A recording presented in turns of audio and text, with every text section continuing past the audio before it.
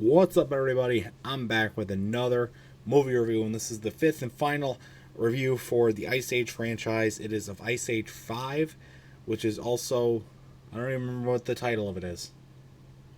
The actual title is not just called Ice Age 5. I will have the correct title of it in the title of this video, and it'll also be the thumbnail. So, don't worry. Don't worry. It'll be known. I'll sound stupid right now, but right now I don't know what it is. But yeah, this is the fifth and final one. It was released in 2016, and it's the final installment of their prophecy trilogy thing in the beginning of the franchise back in 2002 with the spaceship. Mainly though, it's actually Scrat isn't a spaceship. That's where he spends all of his time. How he got to the spaceship, we'll never know. Or why he's up there, we'll never know. He's still on his quest for his nut, and finds him going around at space stuff, and most of the stuff that involves Scrat this time around is him fighting technology and also just trying to get back to Earth and screwing up because he doesn't know how to operate a spaceship. That's pretty much what it is. But as far as the main characters, what it means for them is now there's an asteroid coming down. And I mean, it's how they kill the dinosaurs. What? This is where we learned that the dinosaurs survived because they went underground. In this timeline, and now we get like stupid magic crystals that revert magnetic force and deflect an asteroid away from Earth. That's basically what this is. Where do we even begin? Now the kid is going to get married, and we meet this random ass dude who we don't even know in any other movie. Julian. Another mammoth, by the way. It was Julian. Screw the friend, who was like the main part of her character growth in the last movie. He's not there at all. And the other mammoths are not even there either. They just throw him in, I guess. I mean, it's really weird throwing him in. And then we get, of course, to get all the other characters back and everything like that. As far as like a main antagonist, I thought the one thing that they probably got right in the fourth movie was incorporating a real main antagonist. It was still incorporated pretty late in the movie, all things considered, I should say, not concerned. This one, they kind of reverted back to old form. It was kind of just a light there, just to be a little bit inconvenient. It was these random flying dino birds that get out from Dino Land and start trying to hunt down Buck. Yes, Buck returns. I mentioned this in the review of Ice Age 3. Buck returns, and he plays a pretty prominent role in this one as well, leading them to where the asteroid impact will be and helping them solve the crisis of reverting magnetic force, which is why... I don't know. And then we got Scrat doing a bunch of other random stuff. He's the one that sets the asteroids in motion towards Earth, and eventually sets the big asteroid that's set to extinct the mammals on Earth. And he also somehow takes the lightning storm out of Jupiter and puts it on Earth. What? And so we get a whole sequence with that, and we get a whole sequence of them finding these like magnetic rocks and using like these, and then they find the asteroid that landed in the last impact still there.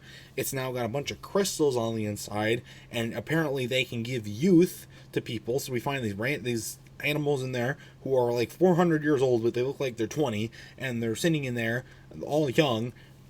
And Sid makes like his fifth attempt at a wife at this point. We learn that he's super clingy and super fucking desperate, and then Sid breaks open the entire thing, looking for a wedding ring. They all turn old. They take all the crystals, put them in the fucking volcano, and then fill all the other holes in the volcano. They deal with the last big rock. It seals the last hole. The volcano blows up. Magnetic force drives this asteroid, who gets through Earth's atmosphere, by the way, and then diverts outside Earth's atmosphere, gone forever. Oh yeah, and Scrat does a whole thing with the moon, changes the tides and whatnot. We could putting the moon close to the Earth. It's really crazy. a lot of astrological stuff. We get like cameos from Neil deGrasse Tyson.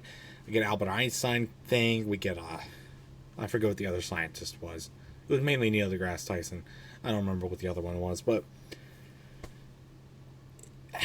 it was just like, what are you going for here? Are they supposed to be in the Ice Age? Or are they supposed to be in 2055? What? If you see this video in 2055, by the way, what does 2055 look like? Will I be around? Am I still around by then? Is this channel still around? How'd you find this video? I want to know. It was insane. It was an overall better movie. It made somehow less sense. It still focuses on something that really happened, the asteroid collision, like something that could happen, I should say. Unlike the rest of them, the ice is the cold hitting, then the melting, the drifting, whatever the dinosaurs didn't make sense. Okay, so maybe they were 3 for 5 because the dinos didn't make sense. This is sure as hell didn't make any sense at all.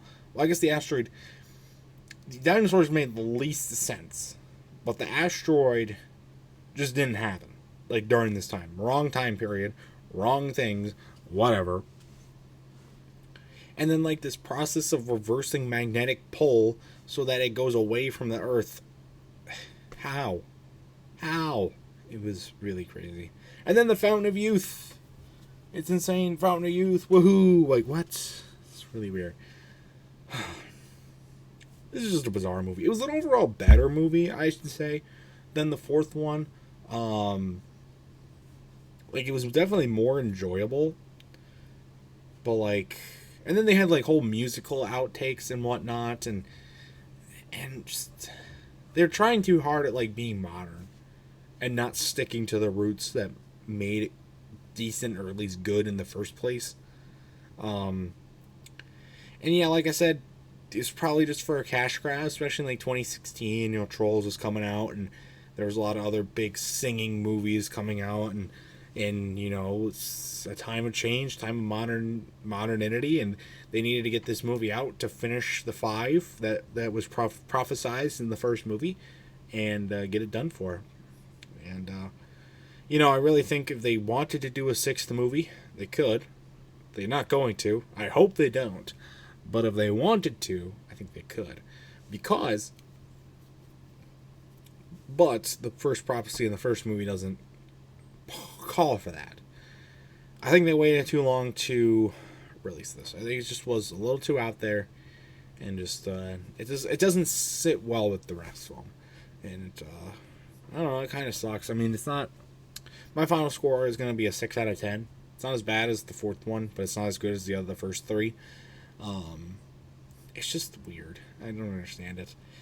I will give a little touch to the end of Blue Sky Studios because it touches into Ice Age a little bit with Scrap finally getting put his nut where he wants to. That's going to be taken way out of context, but so that kind of sucks. I mean, this was their kind of bread and butter sort of thing.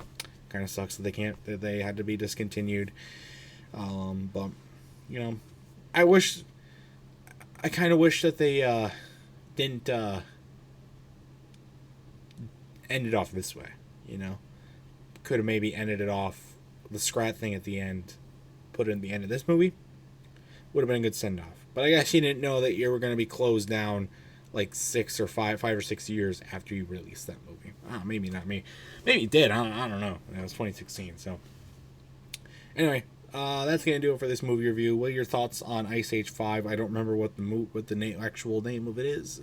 But let me know your thoughts about it in the comment section down below. And stay tuned for much more amazing content, including other movie reviews not from the Ice Age. We do have another marathon. We got some other marathons ready to be planned, ready to be done. But we'll get to it as soon as we can. So until next time, we will see you guys later. Goodbye.